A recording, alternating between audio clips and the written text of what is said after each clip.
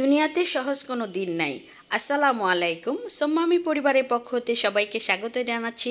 আজকে আমরা একটি নতুন ভিডিও নিয়ে চলে এসেছি। চলুন ভিডিওটি শুরু করা যাক। তো আজকে আমরা মুরগির গোশতটাকে সুন্দর করে পিস পিস করে কেটে পরিষ্কার করে আর খুব ভালো করে সব মশলা দিয়ে, এটা আমরা সবাই জানি, সব মশলা দিয়ে আমরা ভালো করে কষিয়ে নিচ্ছি মুরগির গোশতটাকে। আর গোশতটা যত কষানো হবে ততই কিন্তু তরকারিটা খেতে ভালো লাগবে। আর এখানে আমরা রান্না করছি হচ্ছে ছোলার ডাল দিয়ে মুরগির মাংস। তো আমরা ছোলার ডালটাকে ভালো করে পরিষ্কার করে সিদ্ধ করে নিয়েছি, আধা সিদ্ধ যেটাকে বলে। খুব একদম অনেক সিদ্ধ না, অনেক সিদ্ধ হয়ে গেলে তো ডালটা গলে যাবে, ওরকম না, হাফ সিদ্ধ করে নিয়েছি। আর বাকিটা রান্না করতে করতে সিদ্ধ হয়ে যাবে। এবার আমরা কিছু কাঁচামরিচ দিয়ে দিয়েছি। তো রান্নাটা এদিক দিয়ে হয়ে যাচ্ছে আস্তে আস্তে, আমরা খুব ভালো করে নেড়ে দিচ্ছি এদিকে। আর যেটা বলেছিলাম, দুনিয়াতে সহজ কোনো দিন নেই, একমাত্র সহজ দিন ছিল গতকাল। আজকের দিনটি কঠিন, আগামীকাল হবে আরও কঠিন। এটা মেনে নিয়ে জীবন যুদ্ধে নামতে হবে। তা এই পাশে আবার আমরা হচ্ছে ইলিশ মাছ দিয়ে কচুরনতি কাঁঠালের বিচি দিয়ে রান্না করছি। এটা আমার খুবই পছন্দের একটি খাবার। তো ওটাও একটু আরেকটা চুলায় বসিয়ে দিয়েছি। আর এই পাশে ডালটা দিয়েও খুব ভালো করে একটু কষিয়ে নিচ্ছি। যদি নিচে লেগে যায় অল্প করে আমি ফুটানো পানি রেখেই দিই, অল্প অল্প করে ফুটানো পানি দিয়ে ভালো করে আরেকটু কষিয়ে নিই। তো রান্নাটা ভালো যদি কষানো হয়, বলেছিলাম, খেতেও কিন্তু ভালো লাগবে। তো আমাদের রান্নাটা প্রায় কষানো হয়ে গিয়েছে। আর মুরগিটাকে আমরা আগেই কষিয়ে নিয়েছিলাম, তারপর ডালটা দিয়ে আরেকটু ভালো করে কষিয়ে নিই। এবার আমরা ঝোলের পানিটা দিয়ে দিলাম, ঝোলটা পরিমাণ মতো।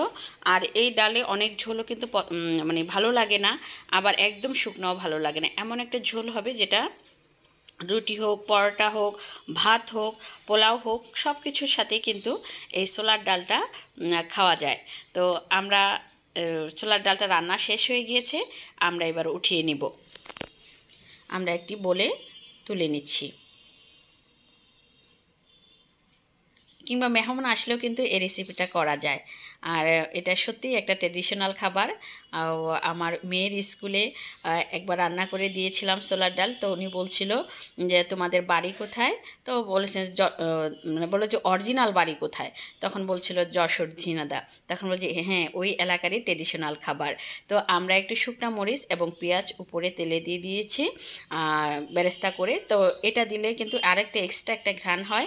আর এদিকে রান্না করতে করতে বাহিরে বৃষ্টি হচ্ছে, সেটাও একটু আমরা জানলা দিয়ে তাকিয়ে দেখছিলাম। আর সেই প্রকৃতিটাও কিন্তু অনেক সুন্দর লাগছিল, সেটাও আমরা একটি ভিডিও নিয়ে নিলাম। আর এই পাশে আমরা আবার হচ্ছে চিংড়ি মাছের একটু বড়া করে নিচ্ছি। এটাও কিন্তু অনেক মজার একটি খাবার। ছোট ছোট যে চিংড়ি মাছটা আছে সেটা ব্লেন্ড করে, বাচ্চারা অনেক সময় ছোট মাছ খেতে চায় না, তাদের জন্যই কিন্তু এই রেসিপিটা করা। তো বাচ্চারাও কিন্তু এটা খুব পছন্দ করে, বড়রাও খাওয়া যায়। তো আজকে রান্নাগুলো কেমন হয়েছে সবাই জানাবেন। আমি বরাবরই বলি রান্না করতে আমার ভালো লাগে, যখন সময় পাই তখন রান্না করি। তো আমরা এই যে চিংড়ি মাছের বড়াগুলো উঠিয়ে নিলাম। সব কিছু মিলে অনেক সুন্দর একটি আয়োজন। বিশেষ করে ছুটির দিনগুলোতে আমার রান্না করতেও ভালো লাগে, আর আমি একটু চেষ্টা করি রান্না করতে। সব মিলে দুপুরের আয়োজনটা খুব ভালো ছিল। তো আজকের মতো এখানে, আল্লাহ হাফেজ।